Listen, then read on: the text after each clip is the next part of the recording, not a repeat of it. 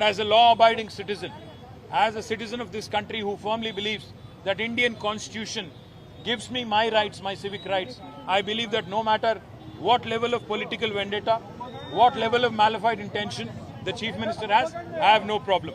But I do have one offer to give to the Chief Minister of Telangana. Revanth Reddy ji, मैं आपको एक आज offer दे रहा हूं, संक्रांति का मौका है, ऑफर ले लो। क्योंकि आप एक मिनट सोचो, आप पे एसीबी केस है, 50 लाख रुपया देते हुए एमएलएस को खरीदते हुए आप पकड़े गए 2015 में। वो केस अभी चल रहा है। उसी केस का फिर ईडी ने भी केस किया, चार्जशीट भी फाइल किया, आप लड़ रहे हो, अभी भी कोर्ट्स में लड़ रहे हो। तो मैं इसलिए रेवंत रेड्डी जी को ऑफर दे रहा हूं, आप वेंडेटा विच हंटिंग के एक चक्कर में आपने मेरे पे भी केस लगा दिया, कोई बात नहीं, हम इसको झेलेंगे। जो भी सवाल हमसे पूछा जाएगा उसका जवाब जरूर देंगे, क्योंकि मैं आपकी तरह मैंने कोई गलत काम किया नहीं। मैं आपको एक ऑफर दे रहा हूं, आप जब भी तैयार हो, डेट आप तय करो, जगह आप तय करो, टाइम आप तय करो, दोनों बैठ जाते हैं। आप भी बैठ जाओ, मैं भी बैठ जाता हूं, क्योंकि आप पे भी एसीबी केस है, आप पे भी ईडी केस है, मुझ पे भी आपने लगा दिया। तो इसलिए मैं कहता हूं, मैं लाई डिटेक्टर टेस्ट के लिए तैयार हूं।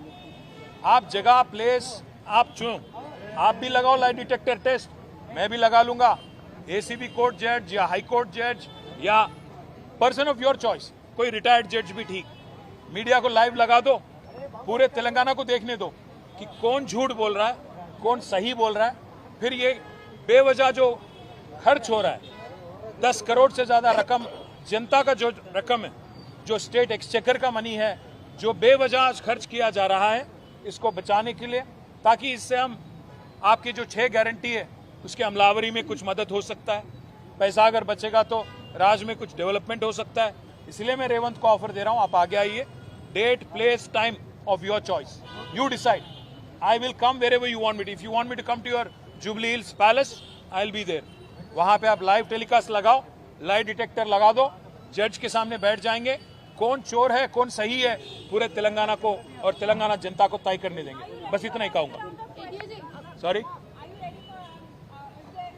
They have already asked me 80 questions in ACB, 40 plus questions in ED. If they want more, they have more questions, happy to answer. If they have more clarifications that I need to give, happy to answer. मैं फिर से कह रहा हूँ, इसमें 1 रुपये का, 1 पैसे का करप्शन नहीं है, इसमें कोई मनी लॉन्ड्रिंग नहीं हुआ है। इसलिए मैं बार बार कह रहा हूँ, इसमें अगर मुझ में इतना हिम्मत है कि मैं रेवंत के साथ बैठ के लाई डिटेक्टर केस के लिए तैयार हूं, इससे ज्यादा क्या कहूं मैं, इससे ज्यादा मैं कैसे प्रूव करूं कि मैं एकदम सही सच बोल रहा हूं, और कुछ नहीं। मुझे कि इसमें अगर केस में कुछ होगा तब ना, केस में कुछ भी नहीं है, केस में 1 रुपया का भी करप्शन नहीं है।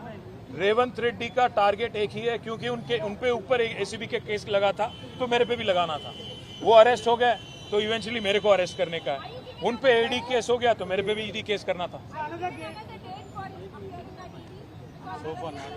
अभी तक तो कोई डेट नहीं दिया गया, जब बुलाएंगे तब जरूर जाएंगे। I will cooperate fully. Thank you.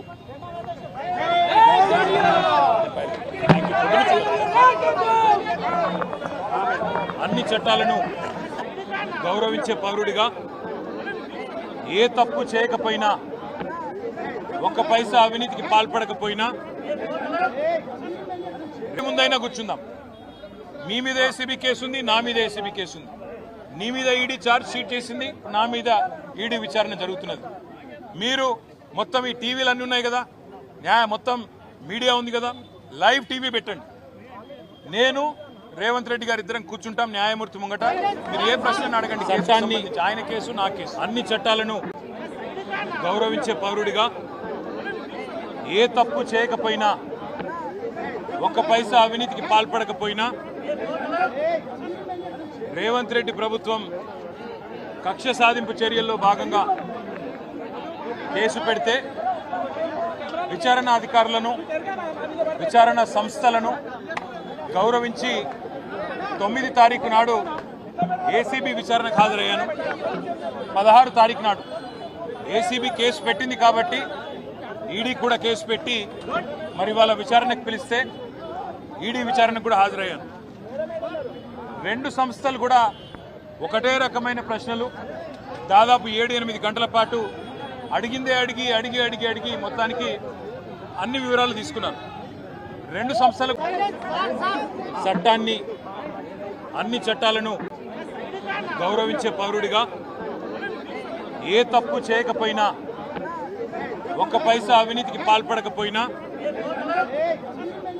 Revanth Reddy ప్రభుత్వం కక్ష సాధింపు చర్యల్లో భాగంగా కేసు పెడితే విచారణ అధికారులను, విచారణ సంస్థలను గౌరవించి 9 తారీఖు నాడు ఏసీబీ విచారణకు హాజరయ్యాను.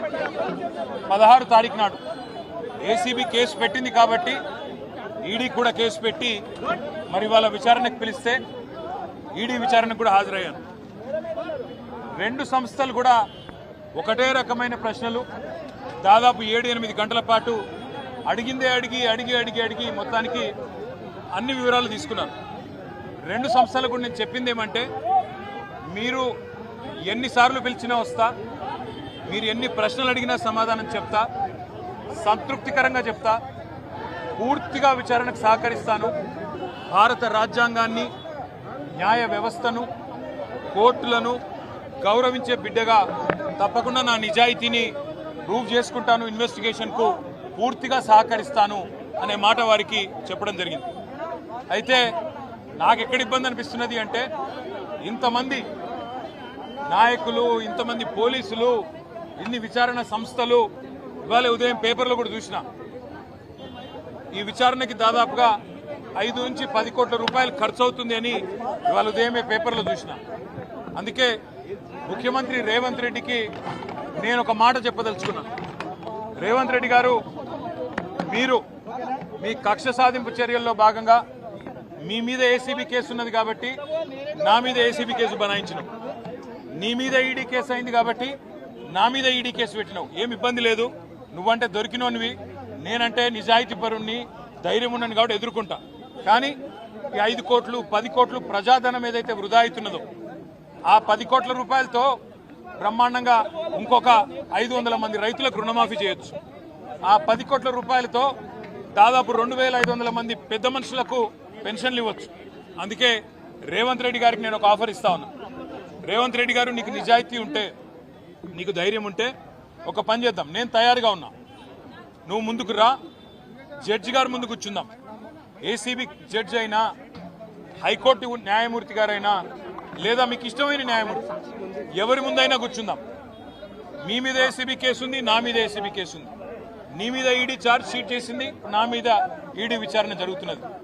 మీరు మొత్తం ఈ టీవీలు అన్నీ ఉన్నాయి కదా, మొత్తం